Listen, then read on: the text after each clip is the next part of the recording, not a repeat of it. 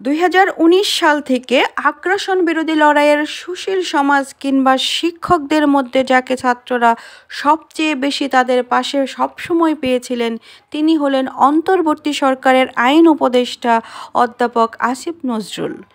কয়েকদিন আগেই যুব ও ক্রীড়া উপদেষ্টা আসিফ মাহমুদ আসিফ নজরুলকে নিয়ে বলেছিলেন, এনআরসি, সিএএ বিরোধী আন্দোলন, আবরার ফাহাদ হত্যার প্রতিবাদে আন্দোলন, আগ্রাসন বিরোধী কর্মসূচি থেকে যখন জেলে গেলাম, সে সময়টায় যাকে আমরা সব সময় পাশে পেয়েছিলাম, উনি আমাদের আসিফ নজরুল।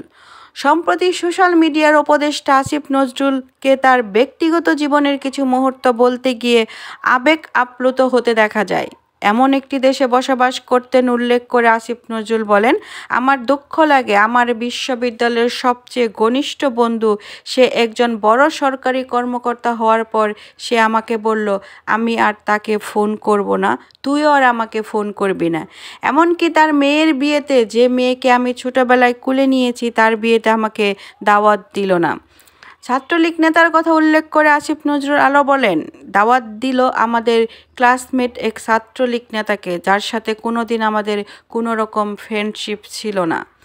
আমার কাছে তখন মনে হতো, আমাকে যদি তার বিয়েতে দাওয়াত দিত, তাহলে কি তার চাকরি চলে যেত? সহধর্মিণীর কথা বলতে গিয়ে আসিফ নজরুল বলেন, আমি কিন্তু মাঝে মাঝে মন খারাপ করে আমার সহধর্মিণীকে বলি, আমার কি কোনো দিন এই জীবন আসবে, কিছু করতে হবে না, আমার কিছুই চিন্তা করতে হবে না, আমি শুধু ঘুমাবো আর লিখবো আর লিখবো। তো আমার সহধর্মিণী বলছে, অবশ্যই আসবে, শখ করে কফি বানানো শিখছে বলে উল্লেখ করে তিনি বলছে আমি কফির দোকান দিব, তুমি শুধু লিখবা আর লিখবা। আমার লেখালেখির মাঝখানে প্রায় 15 বছর গ্যাপ ছিল। আমি যে 15 বছর লিখতে পেরেছি, এটা আমার সহধর্মিণীর জন্য। আমি ওর প্রতি খুবই কৃতজ্ঞ।